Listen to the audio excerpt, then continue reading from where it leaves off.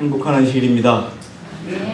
이 교회의 주인이시고 이 교회의 머리이신 예수 그리스도의 이름으로 여러분 모두를 진심으로 환영합니다. 오늘은요, 세 가지 옷이라는 제목으로 여러분과 함께 은혜를 나누고자 합니다. 오늘 마태복음 22장에는 옷을 입지 못해서 그 식장에서 쫓겨난 그 사람의 이야기로 시작을 하겠습니다. 마태복음 22장의 12절 13절에 그에게 말하기를, 왕이 말합니다. 친구여, 그대는 어찌하여 예복도 입지 않고 여기에 들어왔는가 하니, 그가 말을 했어요, 못했어요? 말을 못했습니다. 왜요?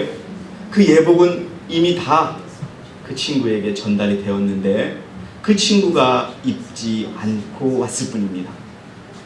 그리고 그러자 왕이 종들에게 말하기를, 이 사람의 손과 발을 묶어서 데리고 나가 바깥에 던지면 되는데 바깥 어디에 던지라고 돼 있어요? 흑암에 내어 던지라. 거기서 울며 이를 갈고 있으리라고 하였느니라는 말씀이 있습니다. 아마도 이 옷을 입지 못하면 흑암에 갈 수밖에 없는 그러한 중요한 옷인 것 같습니다. 저는 성경상에 나와 있는 우리가 입어야 할 옷이 세 가지 종류가 있다는 것을 정리하게 되었습니다. 그래서 오늘 그 옷에 대해서 말씀을 드리려고 하는데요. 아담이 창조된 후에 최초로 한 일이 무엇일까요? 아담과 하와가 최초로 한 일이라고 그러면 틀렸고요. 아담과 하와가 최초로 무엇을 만들었는데 무엇을 만들었을까요? 최초로 아담과 하와가 만든 것도 옷이었습니다. 그리고요, 창조주 하나님께서 이 땅을 만드시고 모든 것을 창조하신 후에 인간을 위해서 처음 만드신 것도 옷이었습니다. 종류는 다르지만요. 그리고 여러분, 그리스도가 이 땅에 오실 때 여러분들이 그렇게 갈망하시고 소원하시는 그리스도의 재림 때 우리가 입어야 할 옷도 또 있습니다. 사실 옷이라는 게 매우 중요한 것 같아요. 그래서 사람들은 옷이 뭐라고요? 날개다라고 얘기합니다. 그런데 저는 요즘에 이게 출퇴근할 때 보면은요, 참 사람에게 맞는 옷은 따로 있다라는 생각을 많이 들어요. 특히 이 여자분들의 옷을 이렇게 보면은 어떤 분은 아주 몸에 꼭 맞게 그렇게 입는 분이 있는가 하면 어떤 분은 또 전혀 어울리지 않는 그런 옷을 입는 분도 있는 것 같아요. 그래서 옷이라는 거는 참 어떻게 보면 그 사람의 품성까지도 결정한다라고 그렇게 얘기하는 사람도 있습니다. 그리고 정말 집에서 여러분 아기가 태어나면 옛날에 우리 어머니들이 갓난 아기에게 처음으로 만들어주는 옷을 뭐라 그럽니까? 베네쪼고리라고 그러죠. 그걸 또 평생 보관하는 어머님들도 많이 계시고, 또 우리가 이 생애를 마감하고 잠들면 또 입는 옷이 또 하나 있지요. 그것도 수의인 거예요. 또 그래서 태어나면서부터 끝나고 잠들 때까지 옷이라는 건 참 매우 중요하다라고 하는 그런 생각이 듭니다. 그런데 여러분, 우리가 창조돼서 에덴 동산에 살던 우리의 그 첫 아담과 하와는 옷을 입고 있었습니까? 옷을 입지 않고 있었습니까? 옷을 안 입고 있었어요. 참말로 옷을 입고 있는 게 좋을까요? 안 입고 있는 게 좋을까요? 아마도 이렇게 더운 날 같은 날에는 정말 그늘진 같은 데 살고 그러면은 옷을 안 입는 것도 괜찮을 것 같아요.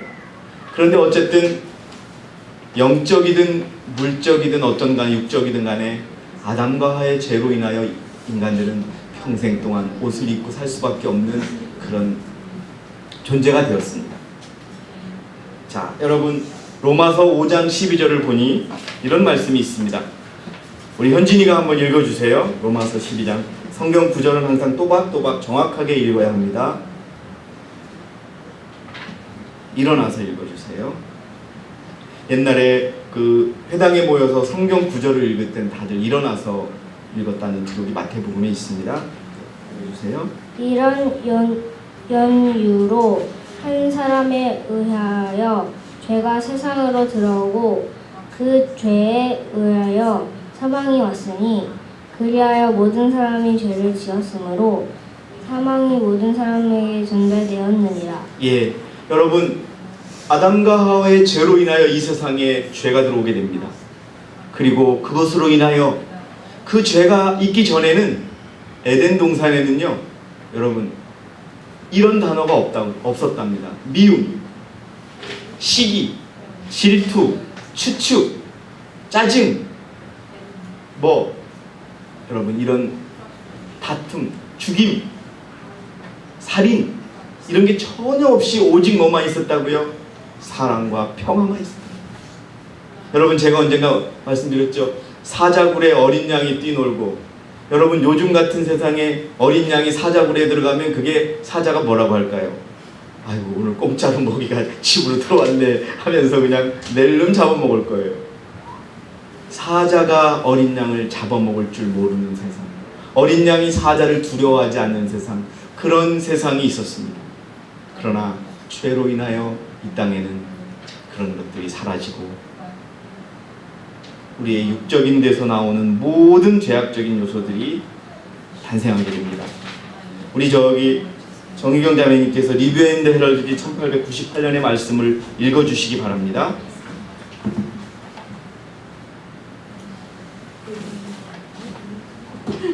아담과 하와는 둘 다 그 과일을 먹고 하나의 지식을 갖게 되었는데 이 지식은 그들이 하나님께 순종했더라면 결코 갖지 않았을 지식이었다. 무엇을 먹었습니까? 지금 아담과 하와가 여러분? 과일이 무슨 과일이에요? 예, 선악과는 하나님께서 먹으라 그랬어요? 먹지 말으라 그랬어요? 정령 먹지 말으라 그랬어요. 근데 먹는 날에는 어떻게 하리라? 죽으리라 했던 그 선악과를 뱀의 꾀임에 속아내서 아니야 정령 죽는다고 안 했어 라는 그 게임에 속아서 먹게 됩니다. 계속 읽어주세요. 그것은 하나님께 대한 불순종의 경험이요 불충성의 경험 곧 그들이 벌거벗었다는 지식이었다. 예, 여러분 아담과 하와는 벌거벗고 있었지만 그들이 벌거벗고 있었다는 걸 모르고 살았어요. 왜요? 부끄러움이 없었기 때문에, 죄가 없었기 때문에 그들은 그 벌거벗음에 대한 것을 느끼지 못하고 살았었습니다. 계속 읽어주세요. 하나님께서 주신 겉옷 곧 그들을 두르고 있었던 순결의 두루마기는 사라져버렸다. 예, 그 선악과로 인하여 하나님께서 주셨던 그 순결의 두루마기는 사라져버립니다. 그리고요, 그래서 그들은 무화과 잎을 한데 엮어서 앞치마를 만들어 하늘의 옷을 대신하였다. 이 옷은 아담과 하와가 불순종한 그날 이후로 하나님의 율법을 범한 사람들이 늘 사용하는 가리개이다. 뭐라고요 여러분? 우리가 죄를 지으면, 우리가 지금 이 세상을 살면서도 죄를 지으면 무슨 옷을 입는다고요? 무화과 나무로 엮은 옷을 입는다는 겁니다.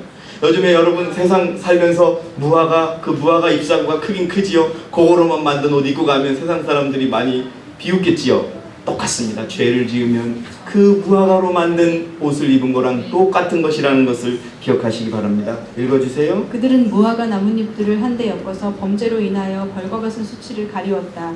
그 무화과 나뭇잎들은 불순종을 가리우기 위하여 상투적으로 늘어놓은 이론들을 표상한다. 네, 기억하세요. 죄를 지어놓고 변명하고 자기를 정당화하고 어쩔 수 없었다, 누구 때문에 그랬다, 뭐 했다는 여러분, 아담과 하와가 죄를 짓고 나서 스스로 만들었던 무화과 잎으로 만든 옷을 입고 있는 거랑 똑같다는 것을 여러분 기억하시기 바랍니다. 다음 페이지로 가겠습니다. 그래서 여러분 다시 한번 말씀드립니다.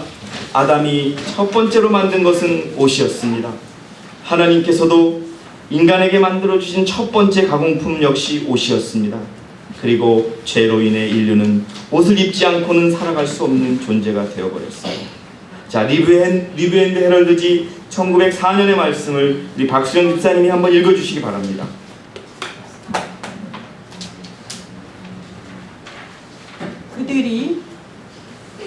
아담이 첫 번째로 만든 아니요, 제가 그거 읽었고요. 리뷰 앤드 헤럴드지 말씀만 읽어주시면 됩니다. 그들이 유혹자의 목소리에 귀를 기울이고 하나님을 배반하고 죄를 범했을 때 죄 없는 하늘 사람들이 입는 빛의 두루마기는 그들에게서 사라져 버렸다. 그리고 그 옷이 그들을 떠나갔을 때 그들은 하나님을 알지 못하는 무지의 검은 두루마기를 걸치게 되었다. 예, 여러분, 아담과 하와가 죄를 지었을 때 그들이 하나님 앞에 제대로 설 수 있었습니까? 아니면 설 수 없었습니까? 그래서 아담아 어디 있느냐? 라고 했을 때 아버지께 이렇게 말하죠. 제가 죄를 지어서 숨었나이다. 하나님 앞에 서지 못하는 것이 여러분 불의입니다. 의가 뭐라고 제가 여러분에게 말씀드렸죠? 의의 원어가 어근이 어디서 비롯됐냐면요, 하나님 앞에 올바르게 서 있는 것을 의라고 합니다. 아담과 하와가 죄를 짓기 전에는 항상 하나님 앞에 서서 배웠어요. 그런데 죄를 지으니까 하나님 앞에 서지 못하는 것, 그것이 뭐라고요? 그것이 불의인 것입니다. 그리고 그러면서 하나님께서 주신 순결의 두루마리는 벗어버리고 자기가 만든 검은 두루마리를 입고 있는 것입니다. 자기의 의의 옷을 입고 살아가는 것이지. 여러분, 그러나 하나님께서는 그 무지하고 불순종한 그 사랑하는 아담과 하와를 위해서 처음으로 만들어주신 옷이 가죽옷입니다. 첫 번째 옷, 가죽옷을 만들어 주셨습니다. 창세기 3장 21절에 또 주 하나님께서는 아담과 그 아내에게 가죽으로 옷들을 만들어 그들에게 입히시니라. 여러분, 하나님께서 만들어주신 그 순결의 두루마리가 없어지자 무화과 잎으로 자기의 수치스러운 것만 가리고 살아가던 아담과 하와에게 하나님이 입혀주신 첫 번째 옷은 무슨 옷이라고요? 가죽옷. 근데 가죽옷은 무엇으로 만듭니까? 풀이야, 무화과야, 무화과 나무 그냥 잎사고 따다가 만들어도 되지만 가죽을 옷을 만들려면 뭐가 있어야 돼요? 누군가가 어떤 양이나 염소가 어떻게 돼야 돼요? 죽어야 한다는 거죠. 자, 리브앤드 헤럴드지 1901년도의 말씀을 우리 박수영 집사님 다시 한번 읽어주시기 바랍니다. 죄가 있자마자 곧 구세주가 있었다. 그리스도께서는 자신이 고통을 당해야 할 것을 아셨지만 인간을 대신하기로 하셨다. 예, 마찬가지입니다.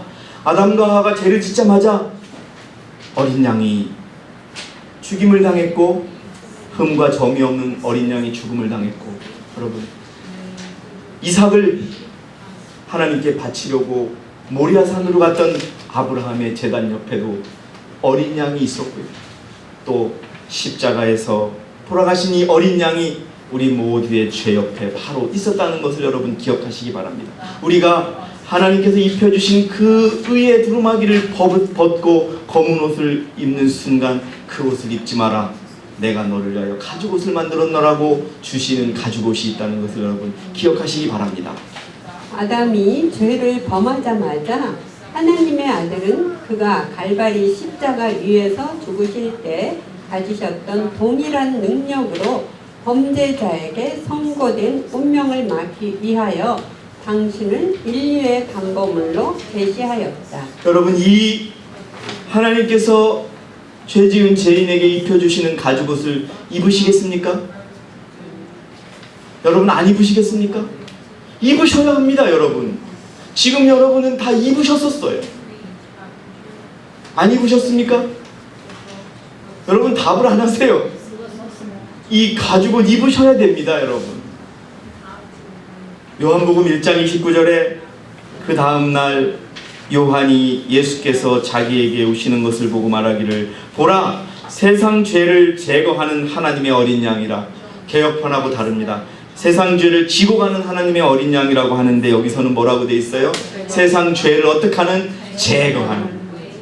여러분, 하나님께서 처음으로 우리에게 입혀주신 가죽옷을 입지 않으면 우리는 검은 두루마기를 입고 사는 죄인이라는 것을 기억하시기 바랍니다. 그런데도 여러분, 그 옷 안 입으시겠어요? 여러분, 옷 입으시겠습니까? 아멘. 예. 여러분, 아멘의 목소리에 따라서 여러분의 구원이 결정될 수 있습니다. 다시 한번 여러분, 그 가죽옷에 감사하십니까? 아멘. 예, 아멘입니다. 어린 양은 그때도 죽임을 당했습니다. 십자가상에서만 죽임을 당하신 것이 아니라 아담과 하와가 죄를 져서 그들의 검은 두루마기를 하나님께서 바꾸시고 가죽옷을 입히는 순간 어린 양 그때도 죽임을 당하셨다는 것을 기억하시기 바랍니다. 자, 그리스도는 창세로부터 죽임을 당하신 어린 양이다. 계속 읽어주시기 바랍니다. 그리스도는 창세로부터 죽임을 당하신 어린 양이다. 구약 시대에는 왜 그토록 많은 희생 제물들이 요구되었는가? 여러분, 구약 시대에는 죄를 지으면 반드시 뭐가 있어야 됐어요? 희생 제물.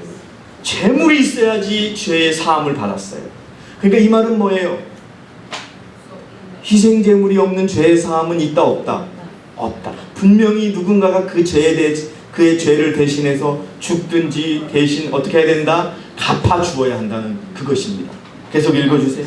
왜 그토록 많은 짐승들을 제단으로 데려가서 피를 흘렸는가 하는 것은 많은 사람들에게 하나의 신비로 남아있다. 그러나 사람들 앞에 보존해 두어야 하고 사람들의 머리와 가슴에 새겨 두어야 할 하나의 큰 진리는 피 흘림이 없은 즉 사함도 없는 이라는 이것이다. 여러분 아멘 하시기 바랍니다. 피 흘림이 없은 즉 사함도 있다 없다? 없다. 여러분 아담과 하와가 죄를 지어서 정령 죽으리라 했던 그 죽음의 선고가 유예된 것은 어린 양의 피가 있었기 때문이라는 것을 기억하시기 바랍니다. 계속 읽어주세요. 그러나 사람들 앞에 보존해 두어야 하고 사람들의 머리와 가슴에 새겨 두어야 할 하나의 큰 진리는 피 흘림이 없은 즉 사함도 없는 이라는 이것이다. 피를 흘리는 희생 제물은 모두 다 세상 죄를 지고 가는 하나님의 어린 양을 표상하였다. 여러분 성막에 양만 가져갔습니까? 제물을? 비둘기도 가져가고요. 그 다음에 염소도 가져가고요.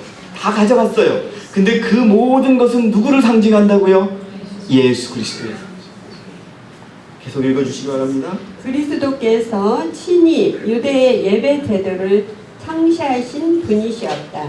그 예배 제도에는 하늘의 사물들과 영적 사물들이 표상과 상징으로 그 그림자를 드리우고 있었다.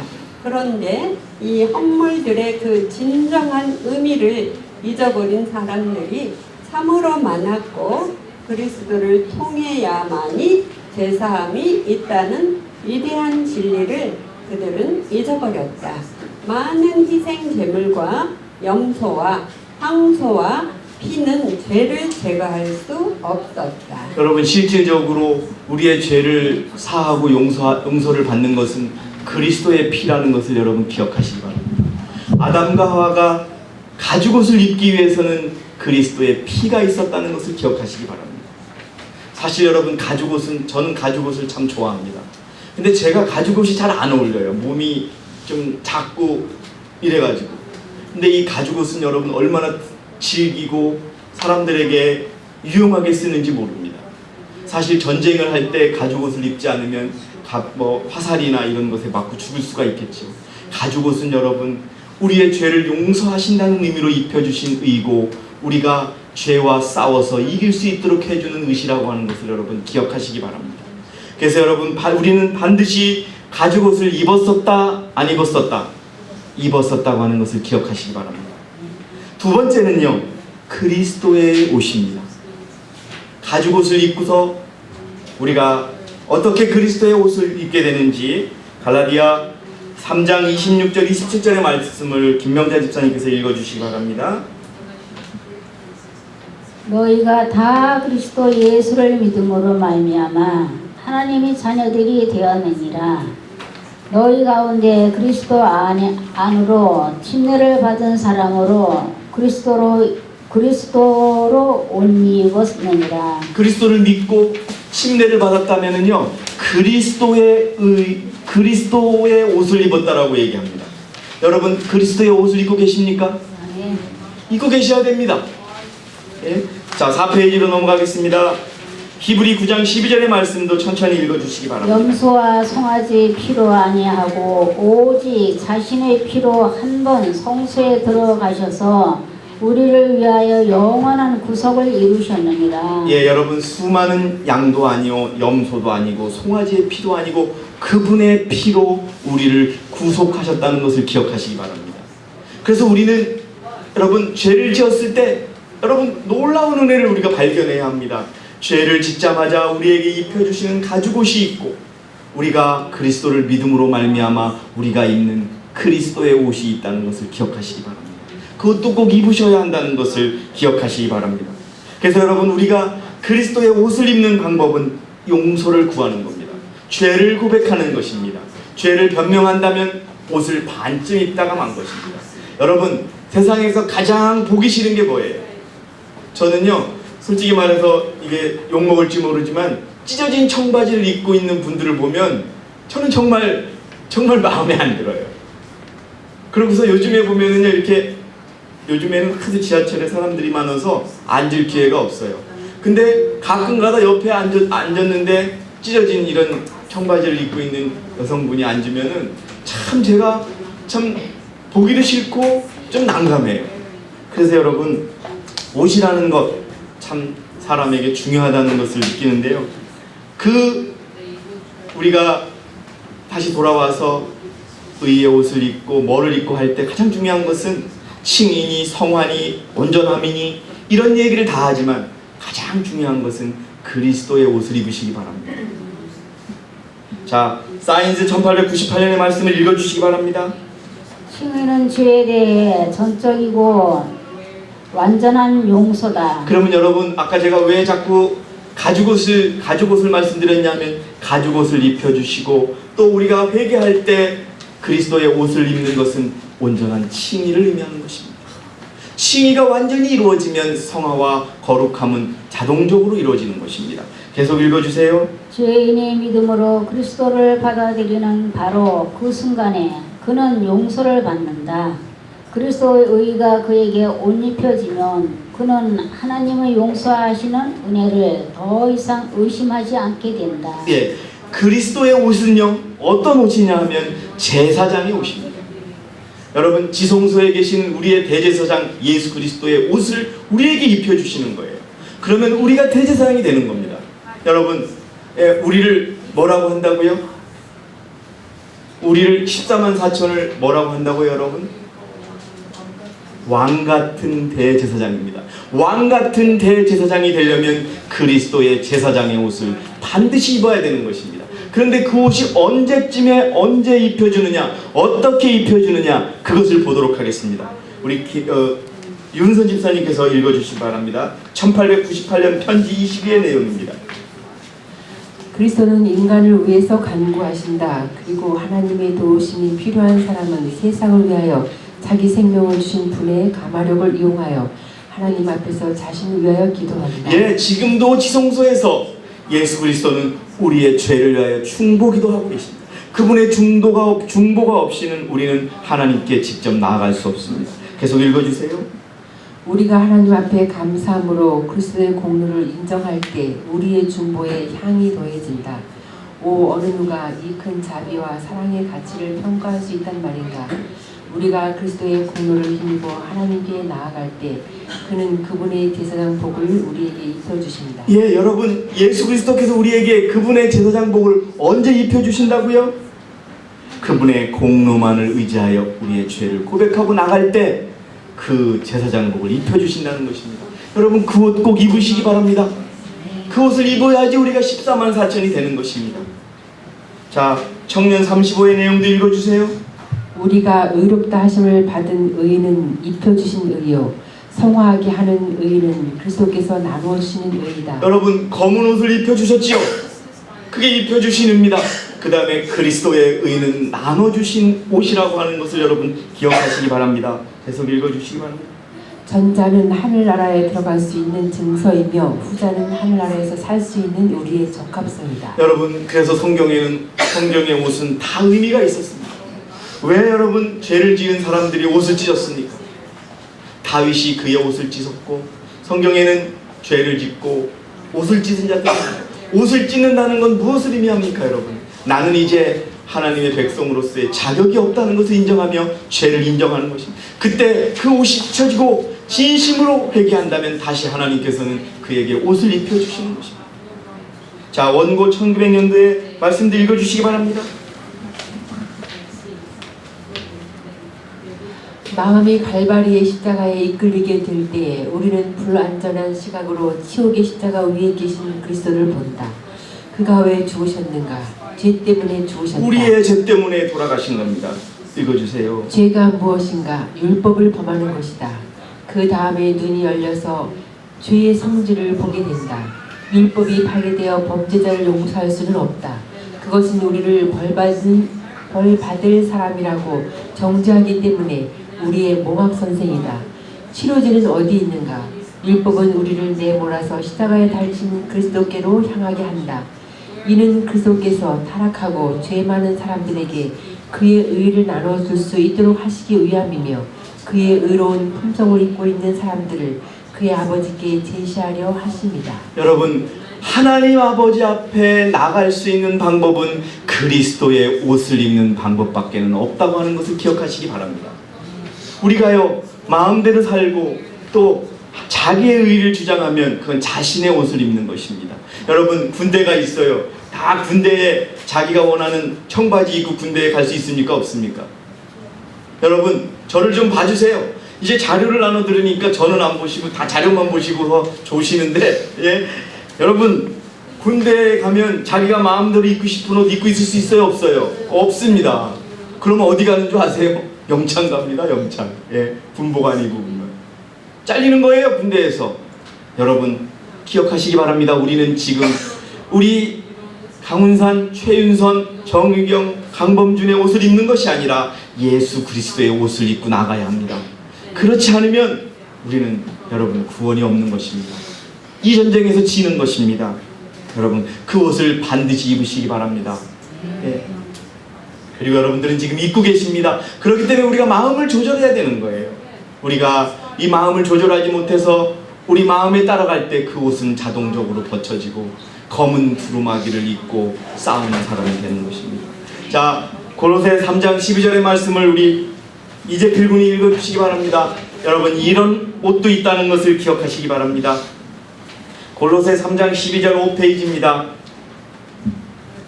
그러므로 너희는 하나님의 택함을 받은 거룩하고 사랑받은 자로서. 자, 여러분, 어떤 옷을 하나님의 택함을 받고 거룩하고 사랑받는 자라면 어떤 옷을 입으시라고요? 읽어주시기 바랍니다. 자비로운 마음의 옷, 친절한 마음의 겸손, 친절의 옷, 친절과 마음의 겸손과 마음의 겸손의 옷, 온유의 옷, 오래 참음으로 옷 입으라. 오래 참음의 옷을 입으시기 바랍니다. 여러분, 이 옷을 반드시 입으시기 바랍니다. 그 다음에 베드로전서 5장 5절의 말씀도 읽어주세요. 너희 모두가 서로 복종하고 겸손함으로 옷 입으라. 여러분, 순종의 옷과 겸손의 옷도 입으시기 바랍니다. 지금 우리는 그리스도의 옷을 말하고 있습니다. 이 옷을 입으시겠습니까, 여러분? 네. 예, 반드시 입으시기 바랍니다.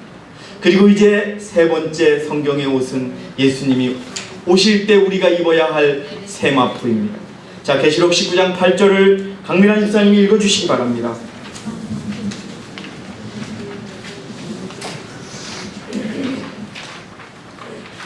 이제 그녀에게 허락하사 정결하고 흰 세마포를 입게 하셨으니 세마포는 성도들의 의라고 하더라. 여러분, 어떤 옷을 입고 다녔던, 무슨 옷을 입고 다녔던, 홀락 벗고 다녔던, 껴입고 다녔던 예수님이 오실 때 이 세마포를 입지 않으면 울며 이를 갈며 예식장에서 쫓겨나게 된다는 것을 기억하시기 바랍니다. 예외가 없습니다, 여러분. 그래서 그 세마포라고 하는 것은 무엇이냐? 성도들의 뭐라고요? 옳은 행실. 나쁜 행실이요? 옳은 행실. 믿음의 기초에서, 진리의 기초에서, 생활에서 나오는 옳은 행실의 옷을 입으시기 바랍니다. 자기만을 생각하고 자기의 의의 옷을 입는 것이 아니라 옳은 행실의 옷을 입는 저와 여러분이 되시기 바랍니다. 자, 참된 성화란 그것을 생략하고요, 실물교훈 310페이지의 말씀 읽어주시기 바랍니다. 이 비유에서 예복은 그리스도의 참된 제자들이 갖춰야 할 순결하고 흠이 없는 품성을 표상한다. 어떤 품성이라고요? 흠이 없는 거. 흠이 조금이라도 있는 거요? 아니요. 흠과 점이 아무것도 없는 품성의 옷을 입으시기 바랍니다. 읽어주세요. 성경은 이 세마포가 성도들의 옳은 행실이라고 말한다. 이 세마포는 그리스도의 의, 곧 믿음으로 예수를 개인의 구주로 받아들이는 모든 사람들에게 나누어 주시는 그분의 흠없는 품성을 표상한다. 예, 여러분 기억하시기 바랍니다. 이 의롭고 또 품성을 입증시켜주는 세마포를 꼭 입으시기 바랍니다. 자, 그 다음에 진정한 회심, 이것도 읽어주시기 바랍니다. 진정한 회심이 필요된다. 수년 동안에 단 한 번이 아니라 매일의 회심이 필요된다. 여러분, 그래서 제가 이 말씀을 마지막 첫 번째에 넣습니다. 매일매일 우리의 부족함을 회개하는 저와 여러분이 되시기 바라겠습니다. 한 번 나 회개해서 끝이야. 나는 의로와가 아니라 우리들의 예수님의 비추어 봤을 때 부족한 생애라면 회개하는 저와 여러분이 되시기를 진심으로 바라겠습니다. 읽어주세요. 이 회심은 사람을 하나님과 새로운 관계를 맺도록 만든다. 옛 것들은 지나가고 그는 새롭게 되고 성화된다. 그러나 이런 일은 계속되어야 한다. 어떻게 된다고요? 계속되어야 합니다. 우리를 보세요. 부족하시죠? 그러면 그리스도께 다가가는 저와 여러분이 되시기를 진심으로 바라겠습니다. 그러면 우리에게는 예수 그리스도의 세마포가 입혀질 것입니다. 여러분, 가죽옷과 그리스도의 옷, 이 세마포는 우리가 꼭 입고 가져야 할 세 벌의 옷이라는 것을 기억하시기 바랍니다. 마지막으로 사도행전 564페이지의 말씀을 읽어주시기 바랍니다. 참된 성화는 완전한 사랑, 완전한 순종, 하나님의 뜻에 대한 완전한 일치를 의미한다. 다른 말로 참된 품성은, 아니 완전한 품성은 완전한 사랑, 완전한 순종, 하나님의 뜻에 대한 완전한 일치가 우리가 입을 세마포라는 것을 기억하시기 바랍니다. 읽어주세요. 우리는 진리에 순종함으로 하나님께 대하여 성화되어야 한다. 우리의 양심은 살아계신 하나님을 섬기려는 필사적 노력으로 성화되어야 한다. 우리는 아직 완전하지 않다. 예, 누가 우리 보고 니네가 완전해 라고 했을 때 우리는 분명히 얘기할 수 있습니다. 우리는 완전하지 않다고. 그러나 우리는 노력한다고. 그것이 우리의 의는 아니지만 우리의 부족함을 보고 그것을 고치기 위하여 주님께 달려간다고 자신 있게 겸손하게 얘기할 수 있는 그런 저와 여러분이 되시기 바랍니다. 읽어주세요. 완전하진 않으나 완전하지는 않으나 이기심과 죄악에 얽어매는 것을 끊어버리고 완전으로 전진하는 것이 우리의 특권이다. 위대한 가능성들, 높고 거룩한 도달점들이 모든 사람이 미칠 수 있는 범위 안에 있다. 예, 여러분, 오늘 저는 세 가지의 옷을 말씀드렸습니다. 아담과 하와가 죄를 짓자마자 하나님께서 입혀주신 가죽옷, 그리고 그리스도의 옷, 세마포, 이 세 벌의 옷을 여러분 꼭 준비하시기 바랍니다. 여러분 준비하시겠습니까? 네. 예, 여러분 이 성경에 나와 있는 이 세 가지 옷을 꼭 입으시고 그리스도께서 오실 때 잘하였도다 착하고 충성된 종아라는 말씀을 드리는 그런 저와 여러분이 되시기를 바라면서 오늘 준비한 모든 말씀을 마치겠습니다. 감사합니다.